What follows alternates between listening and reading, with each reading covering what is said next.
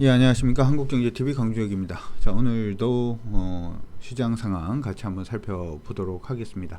여러분들 장 마감까지 준비하시고, 그리고 이제 다음 장 투자 전략 잡으시는데 도움이 좀 되셨으면 좋겠습니다. 자, 오늘 코스피 시장은 전거래일 대비 0.67% 정도 일단 강세 움직임 보여주고 있어요. 일단 외국인들의 영향을 받는 우리 코스피 시장, 코스닥보다는 코스피가 조금 더 영향을 많이 받긴 한데, 오늘 외국인들이 한 1,400억 정도 일단은 매수를 해주는 모습을 일단 보여주고 있고요. 코스닥에서는 현재 외국인들이 한 200억 정도 순매수를 해주고 있는 모습이 나타나고 있습니다. 일단 외국인들이 적게 사고 있는 코스닥 시장이 조금 더 강세 움직임 보여주고 있는 모습이 일단 보여주고 있죠. 시간별로 한번 보도록 하겠는데요. 일단 코스피 시장에서는 외국인들 앞에 빨간색 선이죠. 그래도 계속해서 좀 매수세를 유입을 하고 있는 모습이라서 일단 크게 나쁘지는 않아 보입니다. 하나 보이고, 단지 이제 장막판으로 갈수록 외국인들 매수세 자체가 약간 조금 둔화가 되면서 지수가 조금 빠지고 있는 모습인데요. 다시금 외국인 매수세 자체가 돌아설 수 있는지 한번 체크를 해 두시면 좋을 것 같습니다. 코스닥 시장도 일단 외국인 매수세가 유입이 되고 있죠. 일단은 외국인, 어제 이제 얘기를 할 때도 외국인이 매도였습니다만은 장중에 일단은 매도 규모 자체가 줄어들면서 매수가 좀 유입되는 그런 모습이 일단 보였고, 이로 인해서 일단 우리 시장에서의 외국인 매수 자체는 훼손되지 않았다, 이렇게 설명을 해 드렸어요. 오늘도 어떻게 보면 어제 부분에 이어서 그냥 매수가 유입이 되고 있는 모습이 아닌가, 이렇게 생각이 듭니다. 그리고 두 번째로, 어제 음봉 떨어졌을 때 이제 그런 얘기를 한번 했었죠. 시장의 흐름이 깨지지 않으면 그게 뭐 관계는 없으니까 일단 좀 두고 봅시다, 이렇게 얘기를 일단 했습니다. 사실 이제 그 미국에서는 이번 주 오늘 이제 발표되는 지표에 조금 더 관심이 많다, 이렇게 생각이 들고요. 그로 인해서 조금 관망세 보이고 있는 모습이 아닌가 싶은데, 우리 시장도 사실은 좀 그런 모습이 보이고 있는 것 같습니다. 강하게 매수가 유입된다든지 하는 부분은 아니고 좀 관망하고 있는 게 아닌가, 이렇게 생각이 들고요. 한 가지 여러분들이 기억을 해 두셔야 되는 부분은, 우리 시장은 아직까지는 상방은 아니다 라는 말씀을 일단 해드렸죠. 아래쪽으로 조금 방향성을 잡아주고 있는 모습이기 때문에 일단은 조금은 참고를 일단 해 두시는 것이 필요하고, 따라서 지금 올라오고 있는 부분이 미국 시장하고 다르게 우리 시장은 일단 기술적 반등으로 올라오고 있다, 이렇게 봐주시면 좋을 것 같고요. 기술적 반등이 부딪히는 자리는 3275포인트 정도가 되니까 그것도 참고를 해두시면 좋을 것 같습니다. 반면에 이제 코스닥 시장은 오늘도 한 0.56% 정도 굉장히 좀 강세 움직임 보여주고 있는 모습들 나타나고 있습니다. 거의 이전 고점 언저리까지 올라가는 그러한 형태가 나오지 않을까 싶은데요. 한 가지 우리가 생각을 해야 되는 부분은, 이제 뭐 코스닥 같은 경우에는 지금 보면 저항선이 한 1062포인트 정도 일단 보고 있는데, 이제 1053포인트를 기록을 하고 있으니까 한 10포인트 정도 지금 저항선에 남겨두고 있는 그런 상태고, 종합주가 지수는 지금 3197포인트 정도를 기록을 하고 있는데, 지금 저항 라인은 3275포인트 정도로 보고 있으니까 요거는 한 그래도 100포인트 가까이 남았다, 그쵸? 어떻게 보면은 다음 주에는 거래소 시장이 조금 더 강하든지 아니면 두 시장 모두 조금 조정을 받든지 둘 중에 하나의 방향성을 가지지 않을까, 이렇게 생각이 드니까 그런 부분 참고해 두시고 봐주시면 좋을 것 같습니다. 자, 오늘 우리 시장의 움직임 자체는 일단 이런 식으로 일단 방향성 잡아주고 있고요. 시장에서 조금 관심을 가져볼 만한 종목, 여기서는 일단 시총 상위 종목군들 중심으로 일단 좀 언급을 해 드리도록 하죠. 일단 지금 시장에서 크게 시장이 이렇게 움직이고 있는데, 거래 시장에서 크게 크게 밀리지 않고 여전히 강세 보이고 있는 대표적인 종목들 몇 종목 살펴보도록 하겠습니다. 미국에서 인프라 관련된 종목군들이 조금 강세였다, 이런 얘기가 일단 있었는데요. 우리 시장에서도 일단은 인프라 관련된 종목군들 강세 움직임 보여주고 있습니다. 현대건설이 오늘 한 2.59% 정도 강세 움직임 보여주면서 추세를 조금 타고 있는 모습이 일단 나타나고 있죠. 그렇죠? 근데 현대건설 같은 경우에 지금 보시면은 이전에 이제 3월 23일부터 2020년 3월 23일부터 시작되는 추세 자체가 이렇게 지금 잡혀 있는 모습이고요.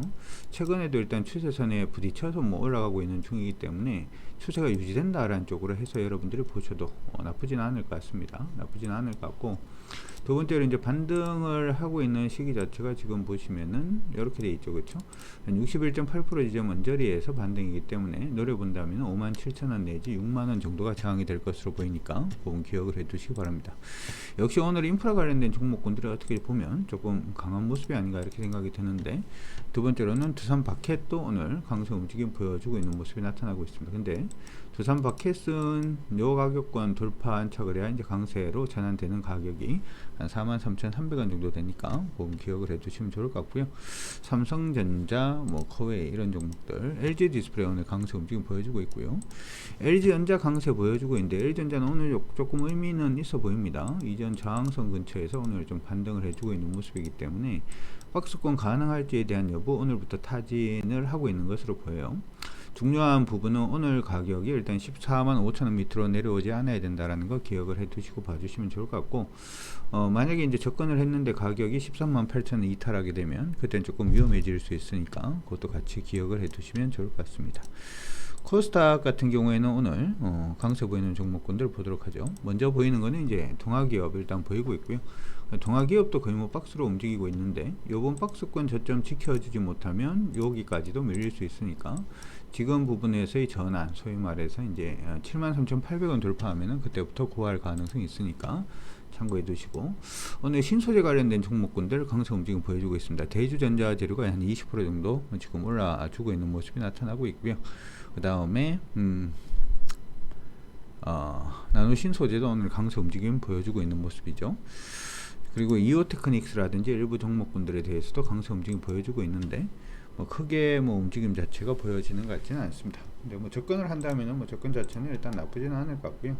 어차피 지금 보시면 이렇게 136,500원 아니면 오르면 한 13만원 선, 12만 9천원 9,500원 선 정도가 저항이 될 걸로 보이니까 그런 부분도 여러분들 참고를 해 두시면 좋을 것 같습니다.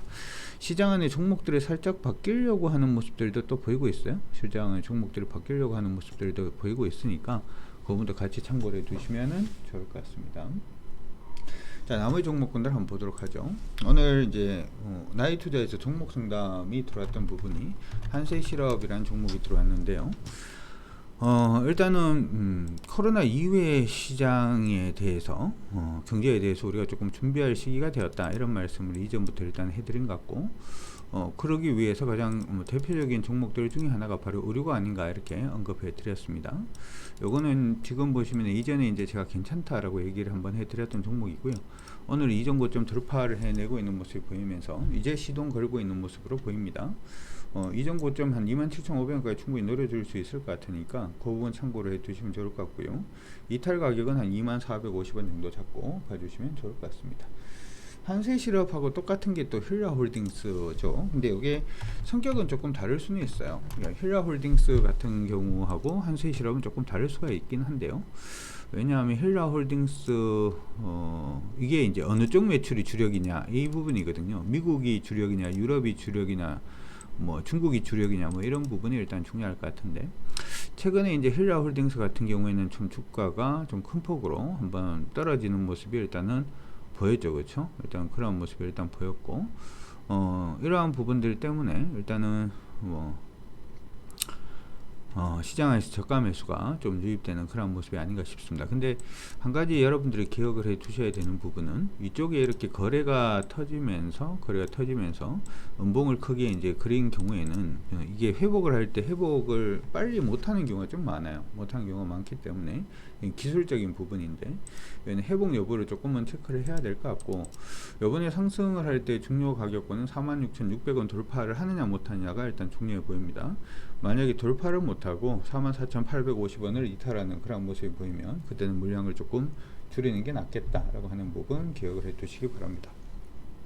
다음은 삼성전자 보도록 하겠습니다. 삼성전자는 이제는 오를 때가 되지 않았나 뭐 이런 생각도 드는데 참 못 가죠. 그렇죠? 못 갑니다. 시장에서는 사실 사상 최대 실적을 얘기를 하고는 있지만 삼성전자에 대해서, 근데 이 삼성전자가 사상 최대 실적이라고 얘기를 하는 그 부분이 사실은 사상 그 실적이 굉장히 좋아지고 있다라고 하는 부분이 사실은 실적이 굉장히 좋은 건 아닙니다. 지금 보시면 여기 이제 재무 차트죠. 그렇죠? 이 차트가 이제 컨센만 잘 맞으면 좋은데 컨센이 한 번씩 안 맞아서 한 번 더 확인해야 됩니다만은, 일단 어바웃으로 볼 때는 좀 터프하게 볼 때는 나쁘지 않다 이렇게 말씀을 드릴게요. 실적이 괜찮게 지금 나와서 2021년 실적이 2020년이라든지 아니면 2019년보다 실적이 좋다 뭐 이런 얘기가 나오고 있는데, 사실 지금의 순이익 자체는 2018년도 수준은 아직까지는 못 넘을 걸로 보입니다. 근데 2018년도에 주가가 6만원 선 언저리였거든요. 근데 지금 76,500원이니까 이때가 어떻게 보면 성장성이 들어가서 주가가 조금 슈팅을 했다 이렇게 봐줄 수가 있고요. 지금은 사실은 약간 애매하죠. 실적이 잘 나온다라고 하더라도 지금 보시는 것처럼 삼성전자가 2018년도만큼 실적이 나오는 건 아니니까. 근데 저는 일단은 그래도 타이밍은 봐야 된다라고 생각은 합니다. 왜냐하면 반도체를 꽉 잡고 있는 게 어차피 보면 삼성전자니까 지금 이제 비메모리 반도체 부분에서도 성과가 좀 나오려고 하고 있는 그런 중이니까 좀 관심 있게 보시면 좋겠다 이렇게 생각을 해봅니다. 단지 지금 오르고 있는 부분은 기술적 반등으로 일단 보시고 여러분들이 대응을 하시는 게 중요해 보이고요. 이번 상승의 저항은 한 8만원 선 언저리가 될 것 같습니다. 삼성전자 저항이 일단 8만원 정도 될 걸로 보이니까 그렇게 참고하시고 봐주시면 좋을 것 같습니다. 그 다음 종목을 하나 더 보도록 하죠. 이녹스 첨단 소재 얘기가 있네요. 첨단 소재는 그렇죠. 첨단 소재는 굉장히 나쁘지 않다 이렇게 말씀해 드렸는데 얘는 지금 무상증자 했던 물량 때문에 일단 좀 빠지고 있는 부분이 일단 보이고 있죠. 그렇죠. 무상증자 부분이 얘기가 나오고 난 다음에 좀 빠지고 있는 모습이 나타나고 있는데 무상증자를 하게 되면 사실은 이제 가지고 있는 사람들은 가지고 있는 물량 자체가 증가하는 경향이 일단 있고요. 두 번째는 퍼가 좀 희석되는 효과가 나와요. 우리가 여러 이녹스 첨단 소재도 그렇고 다른 종목들도 마찬가지입니다만은 이번에 이녹스 첨단 소재가 무증을 만약에 하지 않아요? 무증을 하면 무슨 일이 발생을 하냐면 우리가 퍼라고 하면은 PER 있죠. PER을 보고 보통 시장 안에서 이게 저평가니 고평가니 이렇게 얘기를 많이 하잖아요. 근데 사실은 퍼라고 하는 거는 프라이스, 그렇죠? PER 프라이스 나누기 뭡니까? EPS거든요. 그렇죠? EPS의 레이쇼거든요. 비율 이렇게 이제 표현을 하는 게 퍼예요. 그러면은 요 공식에서 보면 EPS가 괜찮게 있어야 되는데 무상증자라면 주식 수 자체가 증가를 하죠. 주식 수가 증가하면 뭐 어차피 EPS라고 하는 것은 순이익을 주식 수로 나눈 거니까 EPS 숫자가 낮아지겠다. 그렇죠. 주식수가 많아지니까. 그럼 퍼는 어떻게 됐죠? 퍼는 갑자기 높아지는 현상이 일어납니다. 갑자기 고평가되는 듯한 그런 모습을 좀 보일 수가 있겠죠. 그런 부분에서 사실은 이녹스 첨단 소재가 약간 좀 애매할 수 있고요. 두 번째는 이녹스 첨단 소재 물량을 많이 가지고 있었는데 그리고 주가가 많이 올랐는데 여기에서 무상증자로 물량까지도 받다 보면 물량이 너무 많아지니까 물량 좀 줄여야겠다 이렇게 또 나올 수도 있어요. 그래서 일반적으로 주가가 좀 많이 올라 있는 경우에는 무상증자를 하면 주가가 단기적으로 조금 출렁거릴 가능성이 좀 생깁니다. 그건 일단 체크를 해 두시면 좋을 것 같고요. 가격권 기준으로 봤을 때는 41,250원 이탈이 되지 않으면 큰 무리는 없으니까 그 부분도 참고하셔가지고 보시면 좋을 것 같습니다. 자, 오늘 금요일입니다. 금요일인데 어제 제가 저녁에 공개방송 한국경제TV에서 공개방송을 할 때 시장에서 테이퍼링이 끝나고 난 다음에 테이퍼링 이후에 주가 상승에 있어서 이머징 마켓 국가들하고 이제 나스닥 시장을 조금 비교를 했어요. 테이퍼링 끝나고 얼마 안 있어서 사실은 주가 수준 자체는 이머징 마켓은 거의 뭐 금방 회복하는 그런 모습이 보였는데 나스닥 시장은 회복이 아니라 이거는 뭐 한 40% 이상 상승하는 그런 모습이 일단 보였거든요. 그래서 그러면은 외국인들이 이머징에 투자할래, 선진국에 미국에 투자할래라고 했을 때 그 효과 자체는 굉장히 자명하지 않나 뭐 이런 생각도 한번 해봅니다. 그래서 우리나라 쪽으로 일단은 뭐 테이퍼링 시작하기 전까지는 좀 괜찮은 흐름이 보이더라도 테이퍼링 시작하고 난 다음에는 선진국으로 일단은 자금이 좀 몰릴 가능성도 있다라는 부분 생각을 하시고, 그렇기 때문에 나스닥하고 우리 시장 자체는 디커플링이 지속적으로 일어날 가능성도 있다라는 점도 같이 기억을 해 두시면서 시장 대응 잘 하시고 주말 푹 쉬시고 저는 월요일날 다시 또 유튜브 통해서 인사드리도록 하겠습니다. 수고하셨습니다.